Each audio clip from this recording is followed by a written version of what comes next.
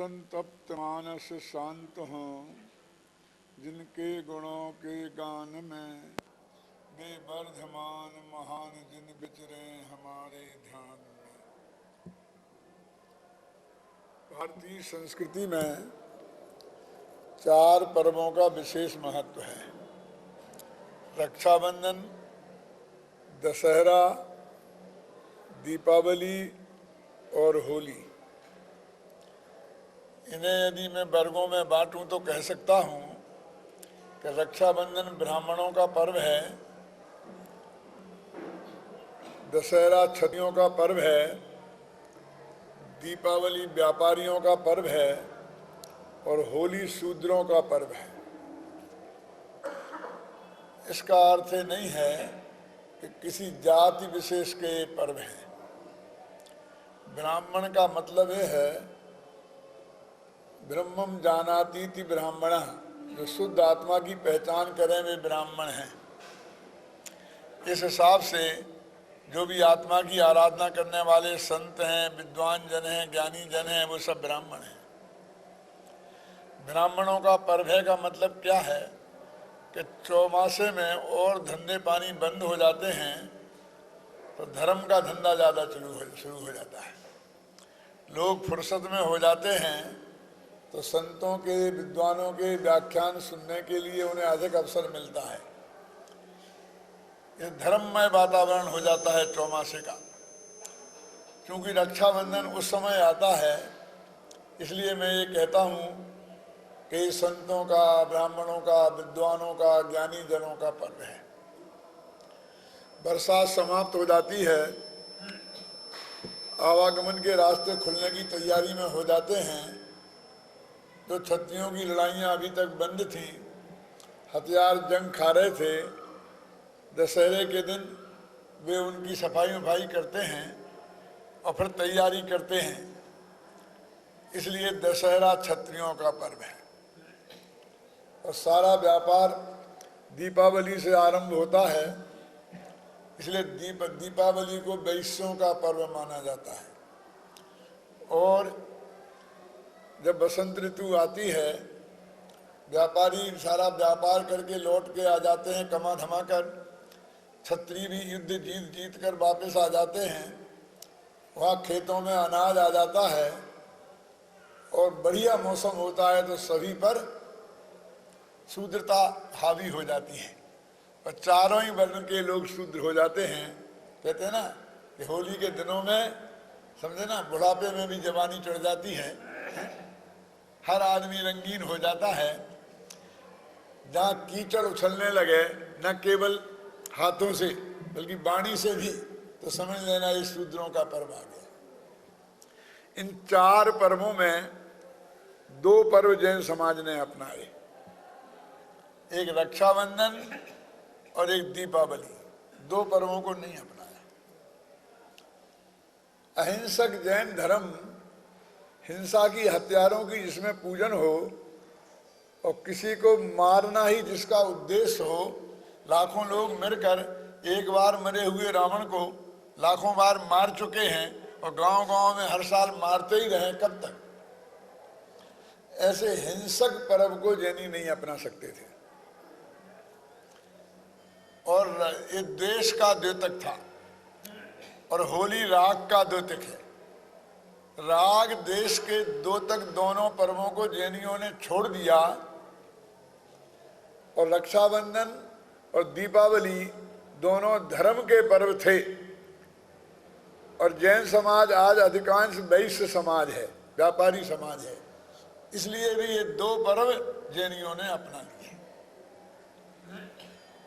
ये पर्व कोई कभी शुरू हुए होंगे इसकी कल्पना नहीं की जा सकती है। फिर भी संयोग वशात कुछ ऐसी घटनाएं घट गईं कि प्रत्येक धर्म वालों ने अपनी उन घटनाओं के साथ इन पर्वों को जोड़ दिया। आज तो अपन को दीपावली की चर्चा करनी है। दीपावली, दशहरे को रावण को मारकर राम लक्ष्मण 20 दिन में लौटकर श्रीलंका आए थे।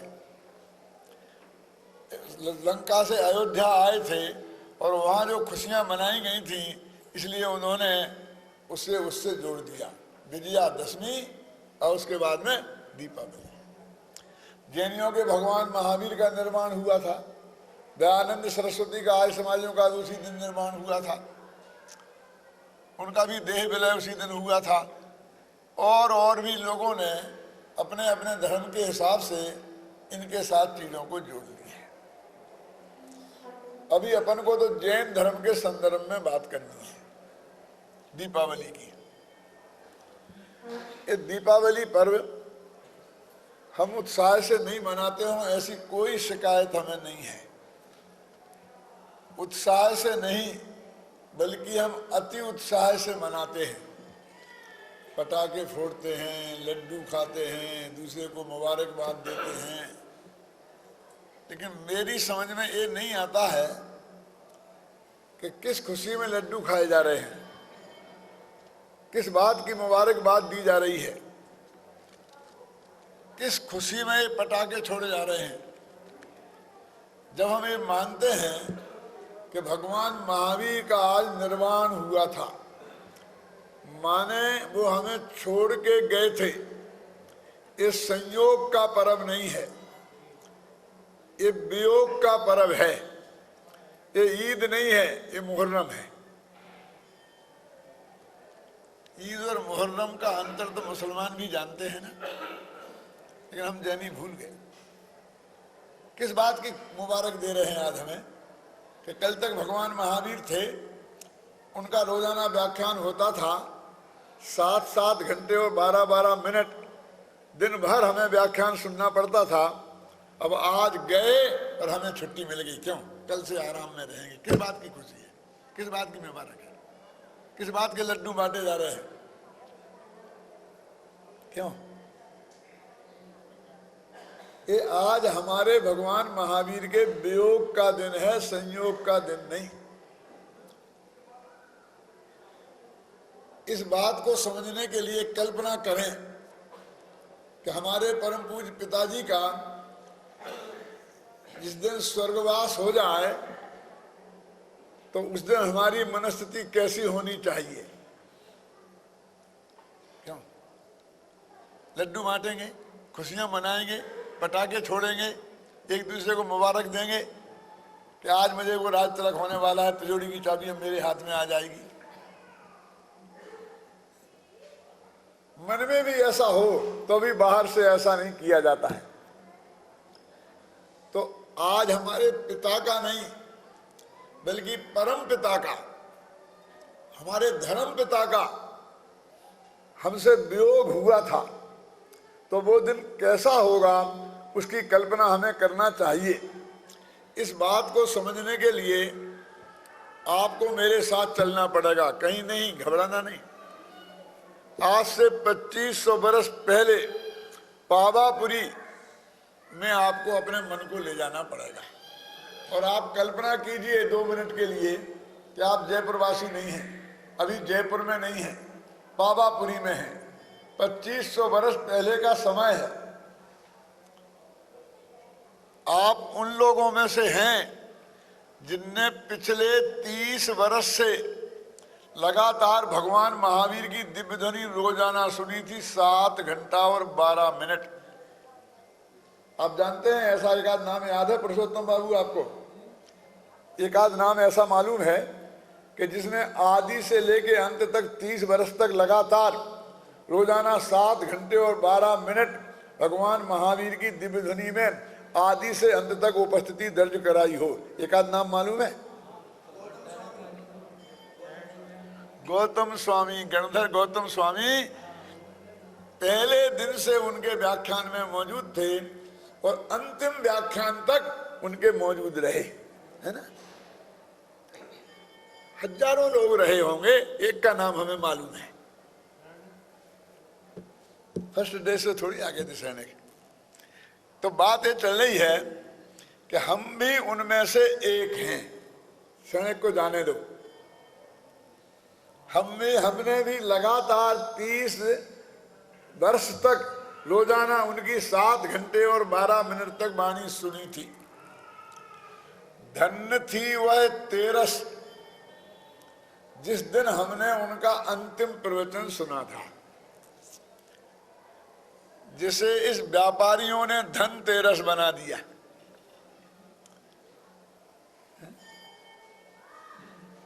इस व्यापारी समाज से और क्या अपेक्षा की जा सकती है?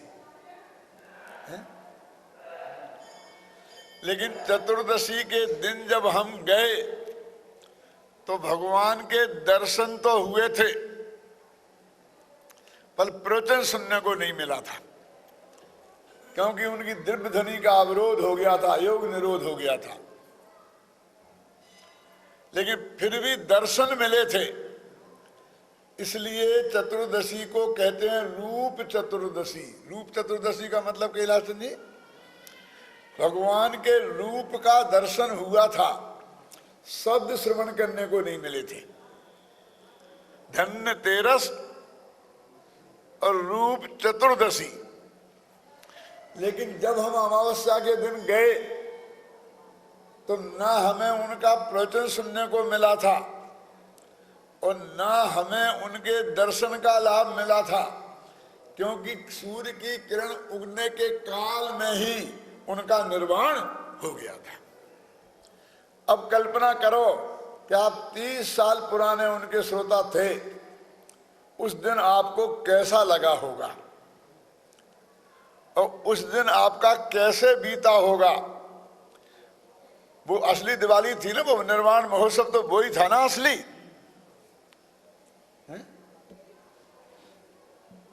तो यदि आज हम उस निर्वाण महोत्सव को मना रहे हैं तो हमारी मानसिक स्थिति लगभग वैसी होनी चाहिए ना। लेकिन आज जो ताम झाम देखा जाता है, उस ताम झाम में वो स्थिति कहीं दिखाई देती है आपको? इसलिए हमें एक बार गंभीरता से इस बात पर विचार करना चाहिए कि दीपावली हमारा महान पर्व है, लेकिन भगवान महावीर के संयोग का नहीं, वियोग का पर्व है। जब मैं ये कहता हूं कि हमारे घर में किसी का वियोग हो जाता है, मरण हो जाता है, तो हम कैसे मनाते हैं, तब लोग कहते हैं भाई साहब फर्क है। हमारे पिताजी का तो मरण होता है और उनका हुआ है निर्वाण, हमारे पिताजी का तो स्वर्गवास होता है। कहते हैं स्वर्गवास, क्या पता नरकवास हुआ कि स्वर्गवास हुआ। लेकिन उनका तो गारंटी से निर्वाण हुआ था ना। निर्वाण माने जिस जन्म के बाद द्वारा माँ के पेट में न जाना पड़े, जिस मरण के बाद, उस मरण को निर्वाण कहते हैं। उस देह के विलय को निर्वाण कहते हैं। और द्वारा किसी जगह जन्म लेवे तो उसे मरण बोलते हैं। इसलिए ये हमारे लिए खुशी का पर्व है, खुशी का पर्व है। क्यों? क्योंकि आज भगवान महावीर को वो चीज उपलब्ध हो गई थी जिसके लिए वे 9 भव से प्रयत्न कर रहे थे। और पीछे जाए तो मारीच की पर्याय से इस कोशिश में लगे थे। क्यों? वो चीज आज उन्हें उपलब्ध हो गई, इससे ज्यादा और खुशी का दिन क्या हो सकता है। लेकिन फिर भी उस खुशी में एक गंभीरता तो होनी ही चाहिए। ये हमारी बेटी की विदाई का दिन जैसा दिन है। क्यों? जब हम बेटी को योग्य वर के साथ शादी करके विदा करते हैं तो हमारा वो दिन कितनी खुशी का दिन होता है, जिसके लिए हमने वर्षों से प्रयत्न किया था, जिस दिन की हमने अपेक्षा बहुत दिनों से की थी। आज वो दिन हमारे आया है, फिर भी हम उस वक्त आंख में आंसुआं टपकते हैं, हम उस वक्त नाचने नहीं लगते हैं। क्यों? खुशी भी है और रोते भी है। ऐसे भगवान महावीर को चरमोपलब्धि हुई थी, इसलिए खुशी की बात भी है और उनका हमारे लिए वियोग हुआ था, इसलिए हमें तकलीफ भी बहुत है। फर्क है। बेटी की विदाई हुई है, 8 दिन बाद हम दोबारा घर ले आएंगे। क्यों? फिर भी आती जाती रहेगी, और जयपुर की जयपुर में होगी तो रोजाना भाग जाएगी। क्या है? लेकिन भगवान महावीर तो एक बार गए सो गए, अब अनंत काल तक इस संसार में लौट के आने वाले नहीं हैं। ये अनंत काल तक का वियोग है, उसकी कल्पना आप कर सकते हैं।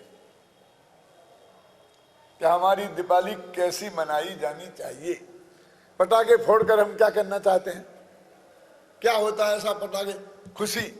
भगवान महावीर के निर्माण के साथ आपका निर्माण तो नहीं होता है, और अनंत तृष जीवों का निर्माण अवश्य हो जाता है उन पटाखों की मार से। हजारों लोगों को दमा हो जाता है, अस्थमा हो जाता है, कितने जीवों की हिंसा होती है, इसकी कल्पना आप है? नाम उसका बम विस्फोट होता है तो क्या होता है?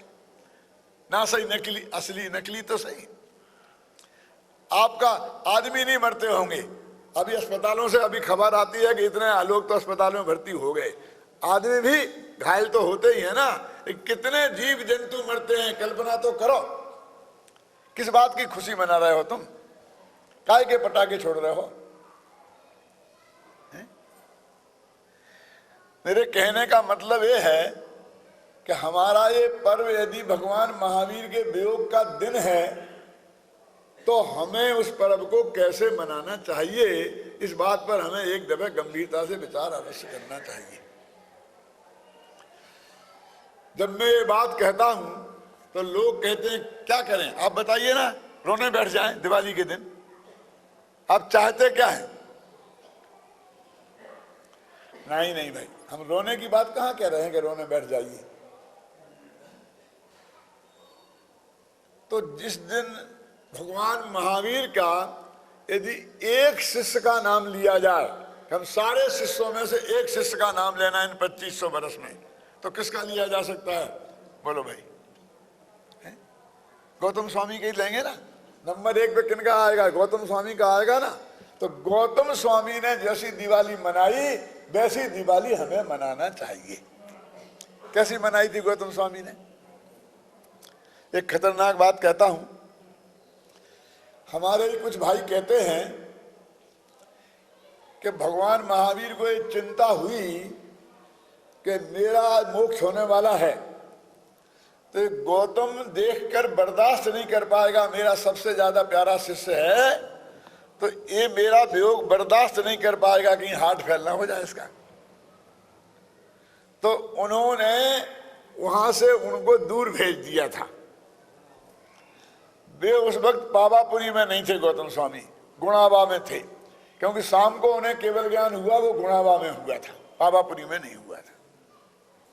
और उसका वो तर्क देते हैं कि महावीर ने उन्हें भेज दिया था। मेरा कहना यह है, जरा गंभीरता से विचार करो, कि जब भगवान महावीर का नंबर 1 का शिष्य, जिसने शाम को ही केवल ज्ञान की प्राप्ति कर ली, क्या महावीर के केवल ज्ञान में ये बात नहीं आई थी कि इसे शाम को केवल ज्ञान होने वाला है? सुशील जी, कि इसका हार्ट ना फेल हो जाए, घबरा ना जाए, दुखी ना हो जाए। जिसने 30 वर्ष तक इतना व्याख्यान सुना, एक दिन भी नहीं छोड़ा, वो भी यदि इतना दुखी हो जाएगा किसी के वियोग में, तो बाकी की क्या हालत होगी? अरे भाई, वियोग तो बहुतों को होता है। आखिर पत्नियां विधवा हो जाती हैं तो जिंदा रहती हैं कि नहीं? पति विधुर हो जाते हैं तो जिंदा रहते हैं कि नहीं? बच्चे बिना बाप के हो जाते हैं तो जिंदा रहते हैं कि नहीं? क्यों? और माँ बाप के सामने जवान बेटे चले जाते हैं तो वे जिंदा रहते हैं कि नहीं? कैलाश जी, रहते हैं ना। तो गौतम स्वामी से महान हो गए थे कि उनने तो वियोग बर्दाश्त कर लिया, और गौतम स्वामी बर्दाश्त नहीं कर पाते। न केवल ये गौतम स्वामी का अपमान है, उनके वैराग्य का अपमान है, बल्कि भगवान महावीर के केवल ज्ञान का अपमान है। उन्हें तो मालूम था इसे केवल ज्ञान होने वाला है, क्यों? इसलिए ये बात गले उतरती नहीं है हमारी, मेरे गले नहीं उतरती है। तब लोग पूछते हैं तो ठीक है, फिर वे क्यों नहीं थे वहां? सारी दुनिया तो दौड़ के आ जाती है, जब अपने किसी के वियोग का काल आता है, पता चलता है, डॉक्टर जवाब दे देते हैं, तो सारे रिश्तेदार इष्ट मित्र इकट्ठे हो जाते हैं कि नहीं हो जाते हैं? यदि वे बाहर होते तो उन्हें वहां आना चाहिए था, और वे वहां थे। कल तक धनतेरस को प्रवचन सुन रहे थे और आज चले गए बाहर। ऐसा क्यों हुआ? फिर आप बताइए। अरे भाई, उसमें क्या बताना है? जब तक प्रवचन हो रहे थे तो सुन रहे थे, अब प्रवचन बंद हो गए तो वे चले गए। कहां चले गए? गुणाबा, अरे वे तो अपने आत्मा में चले गए। यदि आत्मा में नहीं गए होते तो केवल ज्ञान कैसे हुआ? बोलो। तुम्हें गुणाबा दिखता है? और गुणाबा कितनी दूर है पावापुरी से? कभी गए हो? यात्रा करी है? 10-20 मील। 10 मील क्या होते हैं? भगवान का समोसन कितना लंबा चौड़ा होता है मालूम आपको? 12 योजन लंबा, 9 योजन चौड़ा, ऐसे बहुत लंबा चौड़ा होता है। माने वो 20 मील से बहुत ज्यादा लंबा चौड़ा होता है। तो वे समोसन में ही तो थे उसी एरिया में तो थे, गए कहां थे? पर प्रवचन नहीं सुन रहे थे, क्या प्रवचन बंद हो गया था।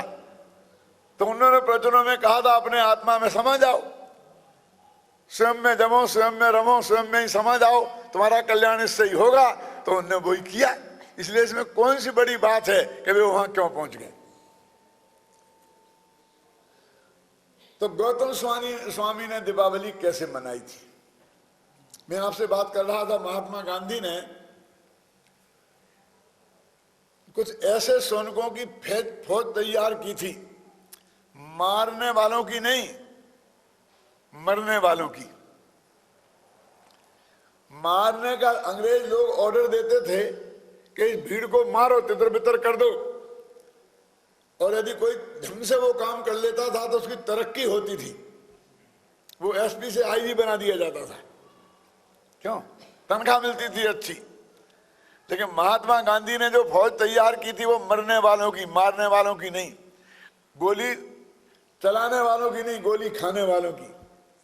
और तनख्वाह क्या मिलती थी सैनिकों को? कुछ नहीं, घर बार भी जा सकता है, जेल में भी जाना पड़ सकता है। इस कीमत पर उन्होंने सैनिक भर्ती किए मरने वाले, और वे लाखों की संख्या में इस देश में उस अहिंसा की फौज में सैनिक भर्ती हो गए। तो मैं एक बात कहना चाहता हूं कि जब एक जुलूस जा रहा था, एक आदमी के हाथ में झंडा था,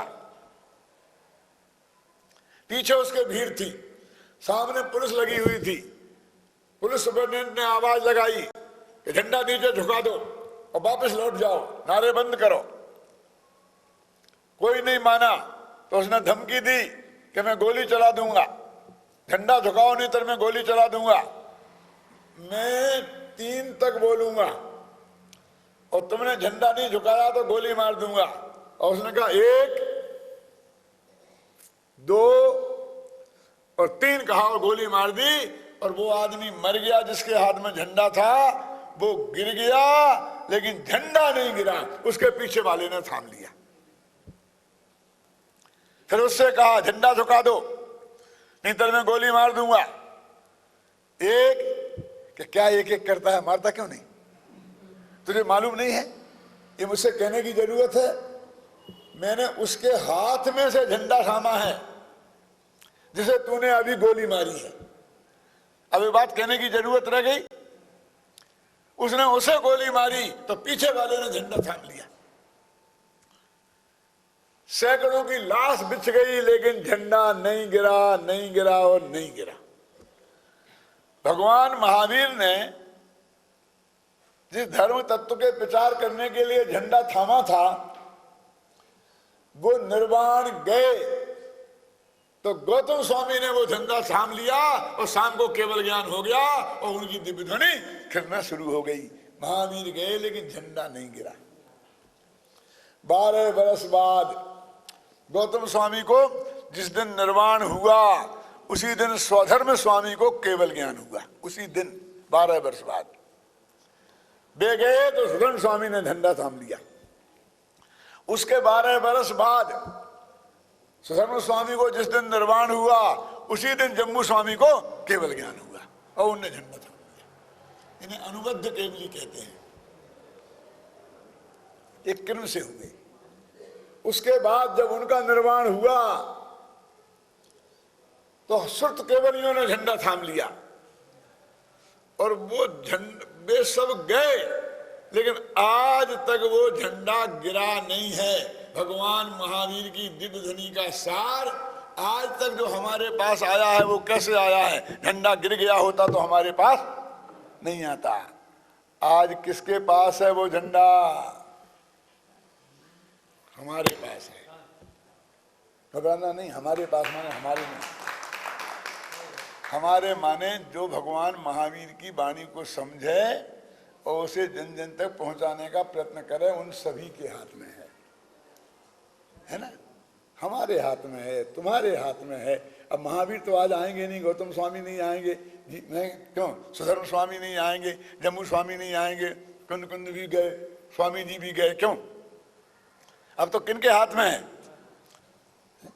अपन नहीं थामेंगे तो ये समझ लो जो गलती 2500 वर्ष में नहीं हुई वो गलती हमसे हो जाएगी। कैसे मनाना भगवान महावीर की निर्वाण महोत्सव को, दीपावली को कैसे मनाना, इसका अंदाजा आपको तो लगा होगा ना। क्या क्या तरीका होना चाहिए भगवान महावीर की दीपावली मनाने का? क्योंकि जो बात उन्होंने दिव्य ध्वनि में 30 वर्ष तक लगातार कही, भाग्य से आज वो हमें उपलब्ध है। हम भगवान महावीर की स्तुति करते हैं ना महावीर अष्टक में, तो उसमें लिखा है यदि या बाग गंगा विविध नय कल्लोल विमला, है ना, इदानी मप्पे शाम बुद्ध जन्मरालई प्रचतई। हे भगवान महावीर, जिस आपने जो वाणी रूपी गंगा बहाई थी वो आज भी बह रही है, क्या हमें तो नहीं दिखती है? हाँ, कि भैया कौओं को नहीं दिखती है, हंसों को दिखती है। बुद्ध जन मरालई परचतई, जो बुद्ध जन रूपी मराल हैं उनको वो वाणी गंगा आज भी दिखाई देती है। वो भले क्षीण धारा हो गई हो लेकिन धारा बंद नहीं हुई है। वो भगवान महावीर की दिव्य ध्वनि का सार आज भी बराबर आचार्य परंपरा से हमारे पास तक हमें प्राप्त है। और गंभीरता से विचार करने की बात यह है कि यदि हमने अपनी आगामी पीढ़ी तक ये नहीं पहुंचाया तो हम वो अपराध करेंगे जो हमारी पुरानी 125 पीढ़ियों ने नहीं किया। क्योंकि हमारी एक भी पीढ़ी ने वो गलती कर दी होती तो आज ये जिनवाणी हमारे पास नहीं होती। एक बात मैं आपसे पूछता हूं कि हमारे माँ बाप से जो भी संपत्ति हमें प्राप्त होती है, मनुष्य में और पशुओं में क्या फर्क है? पशुओं को अपने माँ बाप से कुछ नहीं मिलता जन्म के अलावा, उन्हें सब कुछ स्वयं सीखना पड़ता है बिना किसी गुरु के, और अपनी आजीविका स्वयं करनी पड़ती है, अपनी रक्षा भी स्वयं करनी पड़ती है। लेकिन मनुष्य को अपने माँ बाप से कुछ ना कुछ अवश्य मिलता है। ये फर्क है आदमी में और पशुओं में। जब मैं ये बात कहता हूं तो बहुत लोग कहते हैं कि तुम करोड़पतियों के बीच में रहते हो इसलिए ऐसी बातें करते हो। अभी करोड़ों गरीब ऐसे हैं कि जिन्हें अपने माँ बाप से कुछ नहीं मिला। मैं कहता हूं मैं ये बात नहीं मानता हूं, मनुष्य गति में ऐसा हो ही नहीं सकता है। अरे उन्हें कुछ संपत्ति नहीं मिली होगी तो कर्जा मिला होगा, लेकिन मिला अवश्य होगा। समझे? माँ बाप से मिलता अवश्य है। और हमें अपने माँ बाप से जो कुछ भी प्राप्त होता है उसे हम अपनी संतान को 100 गुना 10 गुना करके दे जाना चाहते कि नहीं दे जाना चाहते? बोलो, दे जा पाए कि नहीं दे जा पाए वो अलग बात है। लेकिन हरेक की भावना तो रहती थी कि मैं सारी जिंदगी किराए के मकान में रहा, लेकिन बेटों को तो 2 कमरे का मकान दे जाऊंगा मरूंगा तो उसके पहले। रहती की भावना के नहीं दे पाए कि नहीं दे पाए वो अलग बात है। तो मैं आपसे कहता हूं कि जो रुपए पैसे मकान जायदाद ये आपको माँ बाप से मिली वो आपकी संपत्ति थी, और उन्हीं माँ बाप से ये नमोकार महामंत्र मिला, ये 24 तीर्थंकरों के नाम मिले, ऐसा खान पान मिला कि कोई शराबी बगल में बैठा हो तो उसकी गंध से हमें वोमिटिंग हो जाए, कहीं मांस का टुकड़ा हमें दिखाई दे जाए तो उस दिन हमसे खाना नहीं खावे। ऐसे जो संस्कार हमें मिले माँ बाप से वो हमारी संपत्ति नहीं है, क्या विपत्ति है? अकेले रुपये पैसा मिला कि ये भी मिला? बोलिए, आपको ये जैन कुल के संस्कार मिले, स्वयं पवित्र, अहिंसक, शुद्ध, सत्व, सात्विक, ये भी संपत्ति है। यदि ये संपत्ति है तो इसे 10 गुनी करके दे जाने की भावना आपकी क्यों नहीं होती है? होनी चाहिए ना।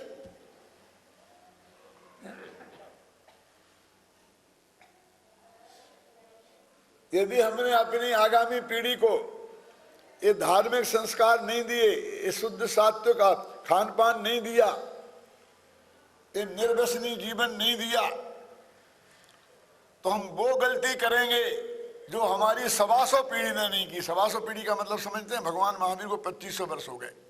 100 वर्ष में 5 पीढ़ियां बदल जाती हैं। जो आदमी 100 वर्षों का होके मरता है वो 5वीं पीढ़ी को देख लेता है। वो सोने वोने की नशेनी पे बैठता क्या करता है? समझ गया? 20 वर्ष में एक पीढ़ी बदल जाती है, तो 2500 वर्ष में 125 पीढ़ियां बदल गई ना।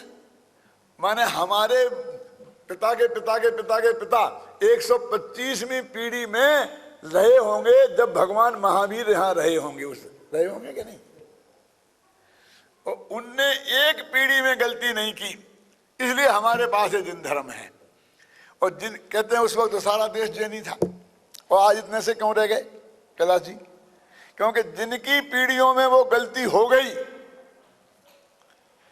वो गलती की सजा सिर्फ एक पीढ़ी को नहीं मिलती है, आगामी सभी पीढ़ियों में से वो चीज निकल जाती है। बोलिए, आपकी इस छोटी सी गलती का कितना भयंकर परिणाम है कि हमने वो संस्कार अपनी आगामी पीढ़ी को नहीं दे पाए, तो हमारी आगामी सब पीढ़ियां उससे वंचित हो जाएंगी। क्यों?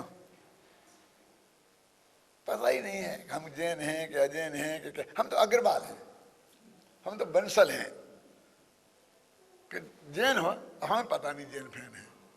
मम्मी कभी कभी जैन मंदिर चली जाती है, क्या पता ही नहीं।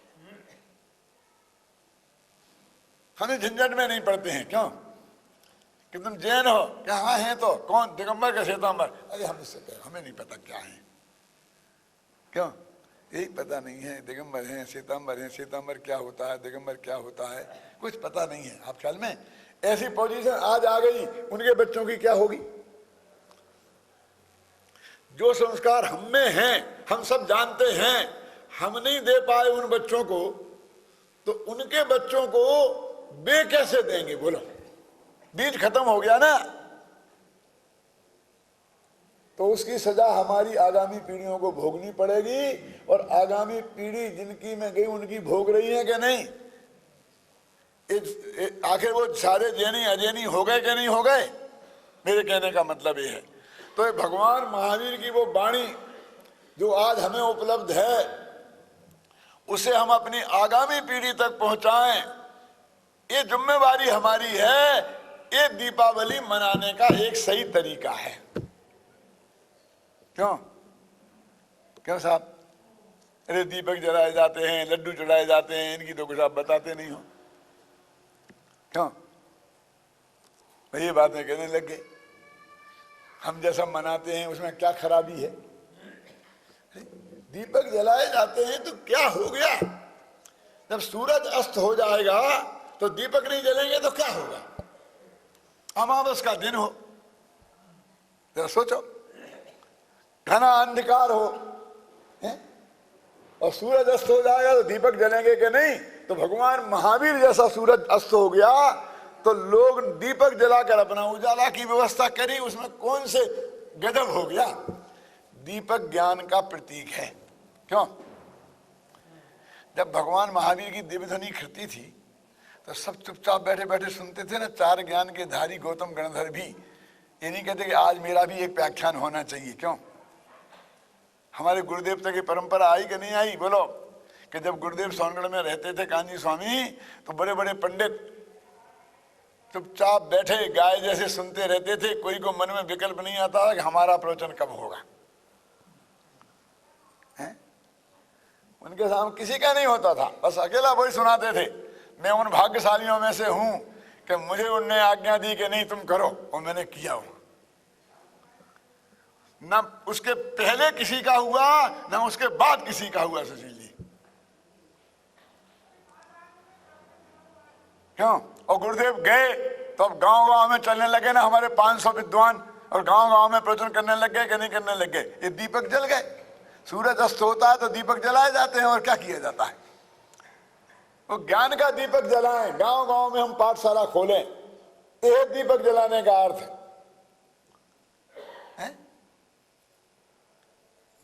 ये दीपक से क्या लेना देना है? ये तो जड़ दीपक है। जग के जड़ दीपक क्या होगा? इसे क्या होने वाला भले? इसे क्या होने वाला है? ये ज्ञान के दीपक का वो प्रतीक है। जब कोई सूरज अस्त होता है तो दीपक जलाने की परंपरा है। ऐसे ही जब भगवान महावीर रूपी सूरज अस्त हो गए तो दीपक जला लिए गए। उसमें क्या दिक्कत की बात है? लेकिन उजेले के लिए,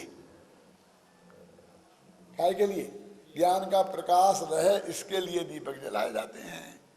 और लड्डू क्यों चढ़ाए जाते हैं? ये हमें पता नहीं है, हाथ जोड़ते हैं, माफी कर दो। लड्डू तो खाने की चीज है, चढ़ाने की तो है नहीं। चढ़ाने लग गए, अब क्या करें? वो चढ़ाते चले जा रहे हैं। अब कौन उसके विरुद्ध बात आवाज निकाले? कोई मानेगा? मैं कहूंगा आप मानेंगे मेरी बात? तो चलने दो, क्या नुकसान है? क्या हुआ क्या होगा? कल्पना तो करो, सोचो तो कि लड्डू कहां से आ गए। भगवान महावीर के मोक्ष जाने से लड्डुओं का क्या लेना देना, पटाखों का क्या लेना देना? क्यों? हमारे यहां तो अष्टद्रव्य से पूजन होती है, तो पूजन हुई होगी तो अष्टद्रव्य से हुई होगी ना। अरे लोग घर में लड्डू बना रहे होंगे, चल रहे होंगे, सब काम चल रहा होगा, तैयारियां चल रही होंगी। इतने में खबर आई कि भगवान महावीर का निर्वाण हो गया तो लोग भागे। हाथ में जिनके लड्डू थे, हाथ में लड्डू रखने की फुर्सत कैसे, मतलब कपड़ा बदलने की फुर्सत कैसे? हमारे गृह मंत्री ने कपड़ा बदले और वहां पर क्या हुआ था? बम विस्फोट हुआ और पत्रकार गए तो उन्होंने कहा कपड़े बदल रहे हैं, तो कितना हल्ला गुल्ला हुआ। किसे फुर्सत थी? महावीर चले गए तो ऐसे ही लोग लेके चले आए होंगे और चढ़ा क्या दिए, वहां खड़े हुए। अब कब तक लिए रहेंगे? रख दिए, और क्या हुआ?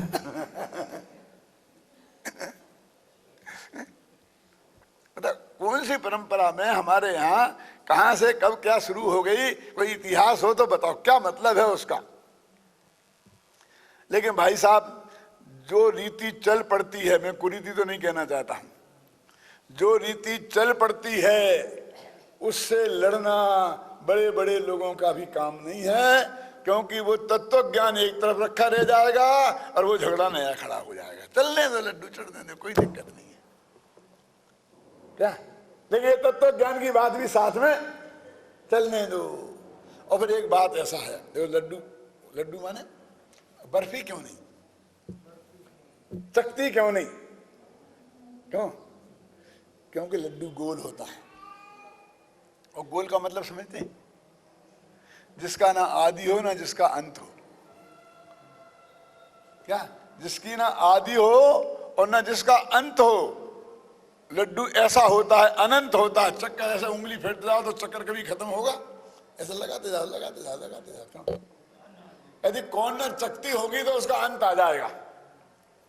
तो ये भगवान आत्मा अनादि अनंत है, इस बात का प्रतीक है वो अनादि अनंत लड्डू, जिसका कभी अंत नहीं आता, जो कहीं से शुरू नहीं होता। और भगवान आत्मा आनंद का कंद है ना, रस का कंद है ना, लड्डू जैसा, और बहुत मधुर है, बहुत मीठा है। क्यों? तो लड्डू हमारे उस आत्मा का प्रतीक है कि तुम उस आत्मा में जम के लड्डू खाओ। चढ़ाते क्यों? दूसरों को क्यों देते हो? लड्डू तो खाने की चीज होती है कि चढ़ाने की? क्यों?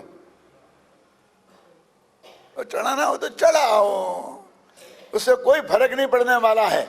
लेकिन ये असली चीज क्या है वो हमारे पास, कि साहब नहीं दूसरा कारण है तो आप बता देना, हम मान लेंगे और अगली दिवाली पे जनता को वो समझा देंगे। हमें क्या फर्क पड़ता है? हमें तो जो बात सामने आए वो बतानी है आप लोगों को। क्यों? वे चढ़े तो क्या और नहीं चढ़े तो क्या, लेकिन एक ज्ञान दीपक जलते रहना चाहिए, ये आत्मा की मधुरता कायम रहनी चाहिए, और अनंत अनंत भगवान आत्मा हमारी दृष्टि में आना चाहिए और हमारी आगामी पीढ़ी में तक बढ़ना चाहिए। हम ये संकल्प करें आज के दिन कि हम गांव-गांव में महावीर के तत्व ज्ञान की पाठशालाएं खोलेंगे, स्वाध्याय शालाएं खोलेंगे, चलाएंगे। यदि कहीं चलती होगी तो हम उसमें प्रवचन सुनने जाएंगे। यदि पाठशाला चलती है तो हम अपने बच्चों को उसमें पढ़ने के लिए भेजेंगे। भगवान की वाणी, जिनवाणी जो है आज हमें उपलब्ध है, उसे हम जन जन तक पहुंचाएंगे। भाषण देने वाले भाषण के माध्यम से, किताबें लिखने वाले लिखने के माध्यम से, जो ना लिख सकते हैं ना बोल सकते हैं वे छपा सकते हैं, ना जो लिख सकते हैं ना बोल सकते हैं ना छपा सकते हैं वे बांट सकते हैं। क्यों?